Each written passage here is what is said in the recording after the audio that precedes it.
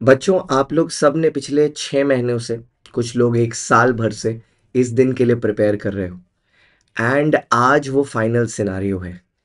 कुछ भी ऐसा ना करना कि लास्ट मोमेंट में आके आप गिव अप मत करना, लास्ट मोमेंट में आके अपने आप को डाउट मत करना, because let me tell you this, the entire effort that you have put in to make sure कि आपका ये सीए इंटरमीडिएट की जर्नी कंप्लीट हो is resting on this paper. क्योंकि लॉ का पेपर बहुत ही ज़रूरी होता है एक एग्रीगेट बनाने के लिए।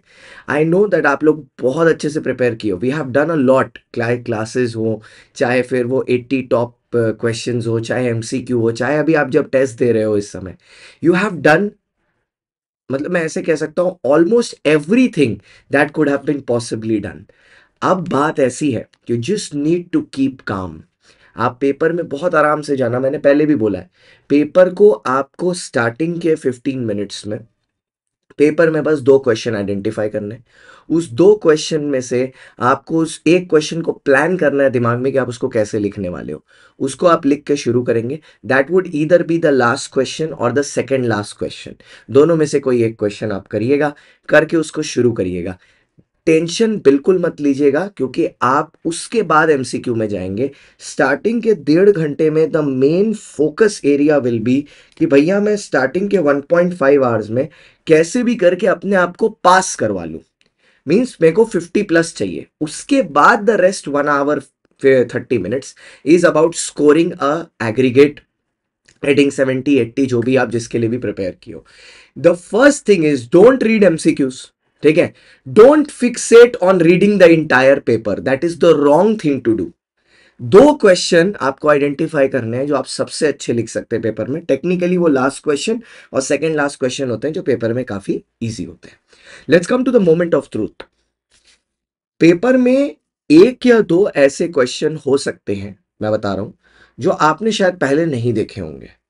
या मे बी ऐसा होगा कि वो कॉन्सेप्ट आप छोड़ के गए होंगे, या ऐसा होगा वो कॉन्सेप्ट आपने किया होगा लेकिन बहुत अच्छे से याद नहीं होगा, या ऐसा भी हो सकता है याद हो बट फ्रेमिंग नहीं समझ में आ रही होगी कि कैसे इसको लिखें, या सेक्शन कौन सा कोट करें, या रूल कौन सा कोट करें।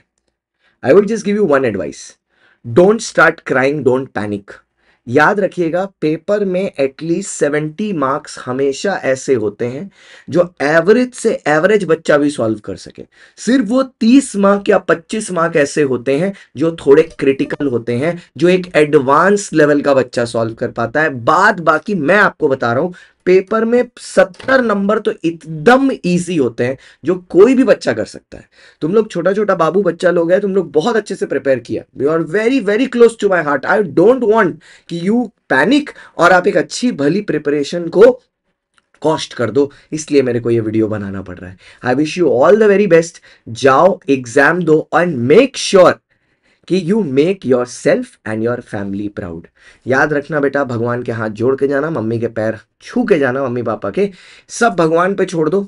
ठीक है, आपने अपनी पूरी मेहनत की है, आप अपने 1.5 दिन अभी बाकी हैं। ठीक है, कल भर का दिन है, अभी आधा दिन आज का है। पूरी मेहनत करिए, ठीक है, और भगवान के ऊपर छोड़ दीजिए। आपने पूरी मेहनत की है, वो रिजल्ट भी आपको पूरा बढ़िया अच्छा सा देंगे, उसकी आप टेंशन ना लें। Okay, all the very best for your exam. I wish you all the very best. सुबह अपने लेक्चर करेंगे इंपॉर्टेंट रूल्स का। ठीक है, हालांकि उसके ऊपर ज़्यादा आप डिपेंडेंट मत बैठिए, आप, वो तो एक तरह का रिवीजन होता है। अभी आप अपना सेल्फ रिवीजन करिए और एक 6 से 7 घंटे की नींद ज़रूर लीजिएगा। रात भर जगना मैं एडवाइस नहीं करता आजकल बच्चे लोगों को। अपने टाइम में मैं किया करता था क्योंकि मेरी कैपेसिटी थी, मैं कर लेता था, बट मैं सबको वो बिल्कुल रिकमेंड नहीं करता। You should sleep well before going for the exam, so that आपका दिमाग शांत रहे and you are able to comprehend. Remember the fact, case study अगर बहुत बड़ी लग रही है, पहले क्वेश्चंस में जाइए। पहले क्वेश्चंस में देखिए क्या क्वेश्चन बिना केस स्टडी पढ़े बन जाएगा। जैसे आज आपने देखा, केस बेस एमसीक्यूज में बिना क्वेश्चन पढ़े हमारी केस स्टडी बन गई। ठीक है, तो उस पर पहले ध्यान दीजिए कि क्या ये बन जाएगा बिना इसके। उस पर ध्यान देने के बाद अब आप आगे आगे का सोचिए। जो स्टैंड अलोन केस स्टडीज है उनको तो भैया वो तो एकदम ही सिंपल है, तो उनका तो आंसर आपको एक बार में मिल जाएगा। कोई भी क्वेश्चन को अगर आपको लग रहा है ये क्वेश्चन थोड़ा सा ट्विस्टेड है, जब तक उसको 2 बार ना पढ़ लें तब तक आंसर मत दीजिएगा। And last but not the least, all the very best. जाओ एग्जाम दे के और फिर मेरे को आके बताना ज़रूर कि आपका एग्जाम कैसा हुआ।